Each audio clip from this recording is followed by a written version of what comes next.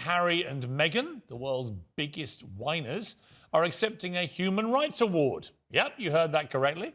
The Duke and Duchess of Netflix are in New York. They flew there, as all environmental warriors do, by private plane. And they're going to be honoured by the Robert F. Kennedy Foundation for their heroic fight against structural racism. In other words, they trash their families, call them a bunch of callous racists without producing any actual evidence. Well, the equality-obsessed environmentalists arrived, as I said, by private jet, and they're going to speak at a gala where tickets are selling for $1 million each. And that will be after they've preached about poverty. They'll be greeted on stage by Alec Baldwin, the host. He, you may remember, has spent most of the last year on a self-pitying tour of victimhood, right up there, Ali, after shooting dead a female cinematographer on a film set and may be facing criminal charges. Well, Planet Sussex is an alternative universe where self-awareness is an alien concept and hypocrisy is virtuous. The trailers for their Netflix series have made it clear they're hell-bent on attacking the media and the royal family that they abandoned, and Britain in the process. It's a dirty game, Harry grimly warned. It's all about race, said another. And as ever, there is Meghan Markle's truth, and there will be the truth. And despite their multi-million-dollar efforts to rewrite history, all the money and marketing in the world can't change some basic cold, hard facts. Remember, one of the ghastly fib-ridden trailers for their series featured me. She's becoming a royal rock star. And that part, at least, is true. She was. That's why I said it. I meant it at the time. And what it revealed is that far from being hounded by a racist press in a country full of rabid, racist Meghan haters, she was, in fact, welcomed with wide-open arms, not least by the British media, people like me. Most of the coverage in Britain, and indeed around the world, was extravagantly positive. The future of the royal family will be shaped by what is now known as the Fab Four, the kind of royal Beatles, Harry, William, Meghan and Catherine. I like Meghan and Harry very much, and I do think they brought a breath of fresh air. What it represents is the fact that society is moving on and that these boundaries that were in place before are being lifted. We've got Meghan Markle now, and we're not going to go anywhere near a republic now that we've got the Markle sparkle. There's something very modern and forward-looking about their love. Racist, bullying, invasive, nasty? Didn't seem like it, did it? Look at all those front pages.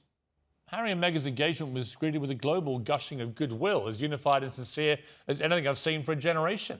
History, said the front page of our biggest-selling tabloid on the day of their wedding. A historic change for the monarchy.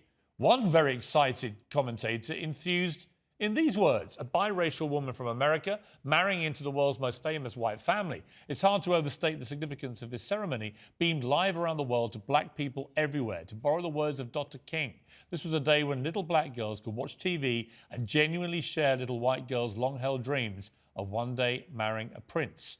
And who was the author of that optimistic and buoyant tribute to the new biracial British monarchy? It was me. I was as happy as everybody else. Harry and Meghan had it all, and they got the press that they deserved before they got married. They behaved themselves, they did the right thing, and we all liked them for it. And in return, they got a life of luxury, servants, adulation, global superstardom, along with a gigantic privileged platform for all the causes closest to their hearts. They got a £30 million wedding. King Charles, who's about to be torn to pieces in this documentary series, even walked Meghan down the aisle when her father was too ill to make the trip from America. They were the celebrated second half of the new Fab Four, fated as the glamorous and energetic future of our monarchy. And then they torched it all. And be under no illusion, they did that to themselves. The Netflix series is their grubbiest attempt yet to recast themselves as victims of a braying mob of British bigots who never wanted Meghan here in the first place. As the late Queen Elizabeth II herself once said, recollections may vary.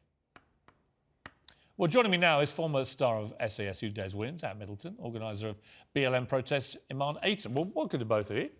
And we also, down the line, we have royal correspondent at Vanity Fair, Katie Nicholl. I'll start with Katie Nicholl. Katie, thanks for joining me. I've got to say, the nearer we get to this global event, as Netflix call it, which is going to be unleashed on Thursday morning at 8 a.m. with the first 3 episodes, the more angry I'm becoming about what this is going to do to a grieving monarch who's not even been coronated yet to replace his mother, to the new Prince of Wales trying to build that position now for himself and his wife and his children. All of it makes me puke that these two, once again, are going to be raining muck all over their families, not just for the global titillation, but for hard dollars, $80 million, which is why they're doing it. Absolutely, and I can only imagine for the King, for the Prince of Wales, I mean, they must just have their heads in their hands. Exasperated, frustrated, hurt, betrayed, angry, all words that I've been told are the feelings behind closed doors at the palace. You know, who knows whether they're going to be tuning in when the first 3 episodes of this docuseries drop on Thursday. I suspect the royal lawyers will be watching very closely. I'm sure the courtiers will be watching closely, particularly those who claim they were bullied by Meghan, the Duchess of Sussex. And I think the problem with all of this is so clearly highlighted in those very controversial trailers is it is so partisan, it is so one-sided, and I suspect we'll come away saying exactly what we said after the Oprah interview. Well, where were the counter questions? Where are the tabloid editors who can put another side of the argument across? They say they want to put across their truth, but is it the truth? Well, we know after Oprah it's nowhere near the truth. At Middleton, you've always been very supportive of Harry. I think the military connection, obviously, and there's no doubt, you know, this guy served his country with honour in war zones, and he deserves great credit for that. My brother-in-law taught him at Sandhurst Military Academy, said he was a fine young soldier. Nothing can take that away from him. But what I detect from people I know in the military is an unbelievable disappointment in what he's now becoming. And the fact that, of course, when you serve the military, you serve an oath to serve your country and your monarch. Yes. And here he is just now constantly attacking his father, who's the new king, and the monarchy, the institution. I think when people are fed up with being suffocated by wokeness and by an attention-seeking manner like they have been, you can't defend them anymore. You know, Harry, I defended him all along, said, look, he's protected his country, he served his country, he should go off like they wanted to, go off and live their life outside of the media, outside of the limelight. With privacy, away from the media. And I completely respected that. I thought to myself, do you know what? The man served his country, let him get away if that's what what he wants to do. But to then do the complete opposite, not the complete opposite discreetly, the complete opposite in our faces, not only the people of his country, which we did look at him as our prince, but also the monarchy. You know, I served the monarchy. I swore allegiance to the monarchy. I fought for Harry, for William, for the Queen, for the King. I fought for those people during a couple of decades. So when I see now that I've not only defended him, but he's come out, and the wokeness behind it, the virtual signalling behind this is sickening. And I think people have got to the point where they're fed up with hearing the same old jargon and then making money out of it. Well, it's also hypocrisy and lies, right? In the 2 trailers, which last no more than 2.5 minutes between them, already 6 of the images that they have used in the trailers to illustrate the intrusion into their lives have been proven to be the complete opposite. Either they weren't at the events which are being depicted, like one's a Harry Potter premiere 5 years before they met, or their official photo calls where the pictures they've used were actually from people who'd been officially approved to stand there and take those pictures of the royals to promote them. What's very obvious in here, Piers, what's very obvious here is there's a toxic partner in this relationship, and we know who it is. You know, Harry is not the person that he is now. When you look at the 2 differences of what we know him as and to what I'm not... OK, so let me just... Well, hang on. Can I just cut in? Because I'm listening to you. You're bashing this woman in front of me, and I'm not going to tolerate it. I'm going to come to you. You are. She, by the way, is unloading a load of manure all over her family in the next 48 hours. So we'll come to you. One moment. Just want to finish on one point about the lying is one thing. But the hypocrisy, these 2 go on about carbon footprint, about the environment. And where do they wash up to get this award? In another private plane. I mean, to me, again, they say one thing, they preach one thing, but they do the complete opposite. Right, The stage is yours. Thank you. Give me one good reason why we shouldn't be feeling this way about these two. OK, you know what? I'm going to start with the first point because I've had to listen to a load of people vilify this woman all day, every day, and you know what? I'm fed up of it. So, first point, OK? So, the commercialisation of the rift within the royal family is a byproduct, OK? A byproduct of the institution's failure to be anti-racist and cooperative, which has ultimately led to a series of savvy business deals and strategic manoeuvres on their part in order to ensure the safety and security of their family, what you both fail to understand. Secondly, institutionalised racism, when pertaining to institutionalised racism, when an individual needs help, try to seek help and realise that there is no one to turn to, what you'll often find, and you should know this as a journalist, what you often find is that person will seek solace in the media and press outlets in order, hold on a second, hold on, in an attempt to garner support, build awareness, understanding and inspire action. And all of these typical circumstances would be perfectly OK, but for some reason it's not with this. But we don't disagree with that. We don't disagree with that. In any normal circumstances, this would be OK. But hold on a second. It's not for this particular couple. Now, hold on. Let's just bear that in mind. Well, I want to ask you one thing about what you just said. OK, Where is the evidence that she went to people at the palace and they refused to give her help? Who were these people? Nearly 2 years later, we still don't have any names. OK. Nothing. Right, so you're holding on to the fact that she won't give names, and I've already told you that. I think she's a liar. Hold on a second. Right, I think she's a barefaced liar. So you're liar. categorically saying that she's a liar. Yes. But right, so let me just say this firstly. She said her son hadn't been made a... She said, well, I'm going to say why I call her a liar. She said to Oprah Winfrey her son had not been made a prince because of his skin colour. Absolute lie. OK, so this is what... OK, the lie. By virtue of the fact that you've come out with that opinion or thought, shows me that you have a very rudimentary understanding of racism. So let me break it down to both of you, OK? That's just a fact. Hold on a second. No, hold on a second. Hold on a second. No. Go on, tell me about racism. The institution... OK, the reason why institutions are able to perpetuate racism is because they rely heavily on covert racism, which is hard to prove, therefore it thrives. Let me just break it down some more because you clearly don't understand. Covert racism is racial prejudice that is subtle and discreet and often disguised and rationalised with an alternative explanation. So I'll give you an example. Hold on, I'll give you an example. I'll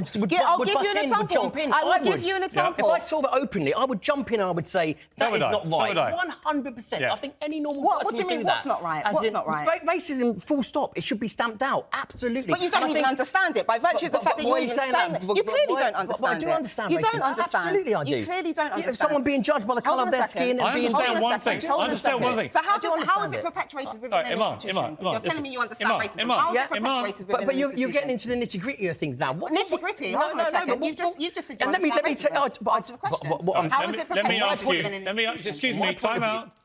My show.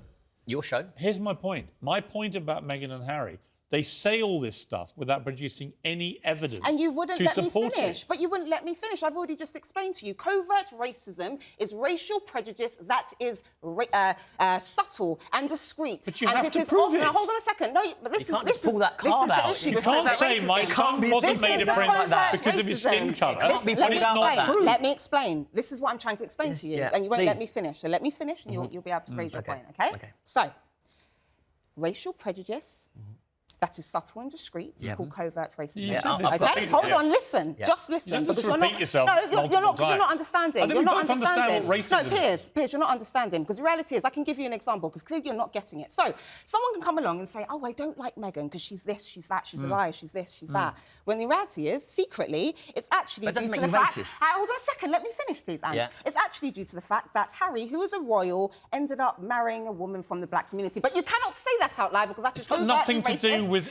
It is overtly racist and that is against the law. So what you do... Calm down. Listen, because you won't listen. You can't just shout your way through the next hour, right? Here's my point about that. Nothing I've ever said that's critical of Meghan Markle has anything to do with her skin colour. OK, nothing. So at best... Either subliminal or overt or any other way. It's to do with her hypocrisy and her lies. What's hypocrisy? Because you ultimately said that she's a liar, and that's gaslighting, which I've already told you about. I also think she's a fake. Let me ask you one question.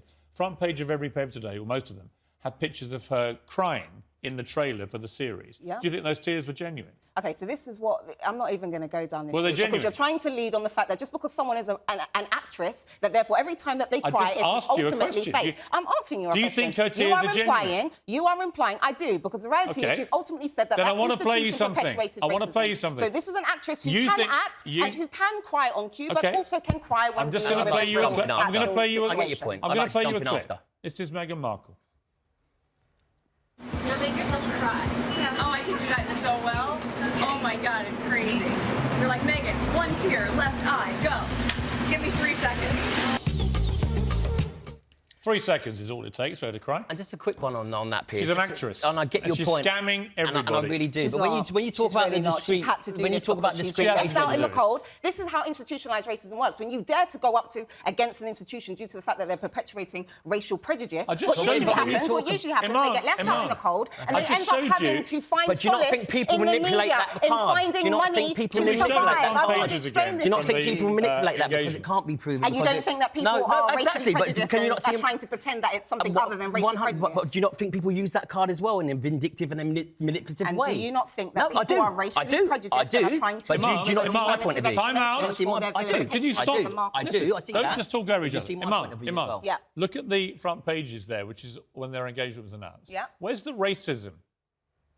Do you remember that was before she actually said that the institution was racist? And that's my point. How institutionalised racism works is Right. the minute But you do- dare but say you that the accept- institution is Sorry, but racist, just- everyone Imam, piles stop on. shouting. That's what happens. But you accept there's no racism in those media pages. Because that was before she said that the institution No, was racist. actually, what after that Actually, moment, that's when everyone decided to pile on. Actually, and vilify, what happened as is a woman. people began to pile on when she started having $500,000 baby showers in New York and flying back on the Clooney private plane. Which They is started several having a pile-on. points. Started Those are having a separate pile-on points. when they used Elton John's private plane like a taxi rank whilst preaching about carbon footprint. They had another pile-on when they had other huge extravagant events they went to, and then when they're preaching about poverty on their Twitter account.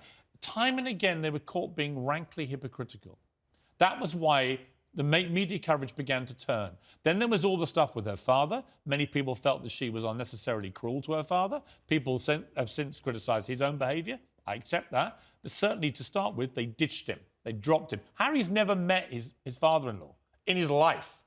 You know, he proposed marriage to this girl knowing what's going to happen and then doesn't do anything to protect the father at all. And so now she's disowned him. What kind of people put compassion on their website, as they do, as being at the centre of their core being, when they live 70 miles away from this guy who has not got long for this world, he's in poor health, all he wants to do is meet his grandchildren, and she won't have anything to do with it? That's not compassionate. And also the hypocrisy and the lies are not what I think are decent values in people. Sorry. All of those things seem to outweigh the fact that a black woman has said Got that nothing an to institution do with is her racist. being Everything black. is about racism. She has ultimately turned around and said that that institution is racist, and everyone has decided to pile on. So let me just tell you, in terms of my thoughts, at best, these individuals are weak, insecure, hate to see a rift, and have a positive prejudice towards the royal family. And at worst, they are a bunch of disgusting racists who fail to acknowledge their racial prejudice and actually find solace in seeking self-esteem and status from gaslighting black people. It is either one or the other or both. Here's the problem. I would have said exactly the same thing if she'd been white.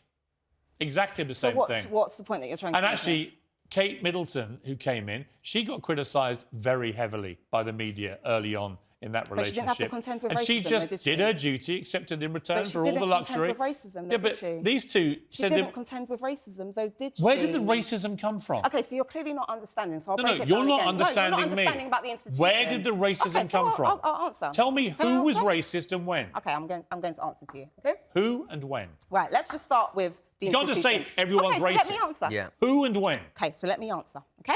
Firstly, racism, as I've said over the last several years, and I'll say it again, racism is firmly interwoven into the fabric of British society due to its historical context. Right. And that wasn't my question. And that way, I'm answering your question. Not my question. Let me finish, Piers. Who was This is the racist thing. to Meghan and If you- Harry I'm in the answering your British question. media? I'm answering Or your who was question. racist at the palace? I'm And when answering were your they question. racist?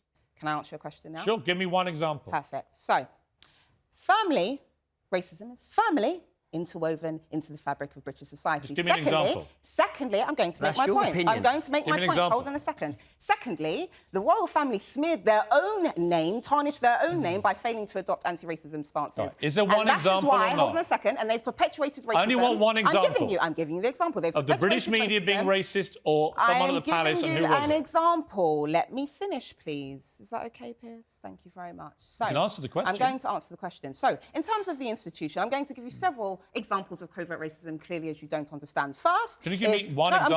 I'm going to. I do, but I see the flip side as well. I see where it's manipulated and where it's We're going to have to go to a break. The Queen So- gives out badges that ultimately Iman, depicts being a man, Iman, a white either man used with for wings. absolutely everything. The People are Queen sick of Either it. give me an example or say you can't. I'm giving you examples, but you won't let me speak. me and this one is what's specific happened. example. I'm giving you examples. All right, so in terms of media, because this is what happens with you, you're clearly not trying to hear me. Just when I'm ask trying for a to speak. fact. In terms of the media, we've already seen the clear distinction between how the media has displayed or spoken or represented, obviously in terms of how they've represented You don't Meghan have an and how they've example, right? represented. Yes, I do. In terms of holding a baby.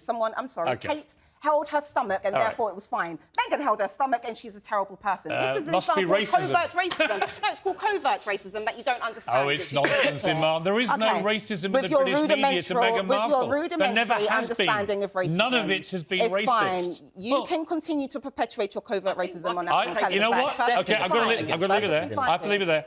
We've had a good run at this.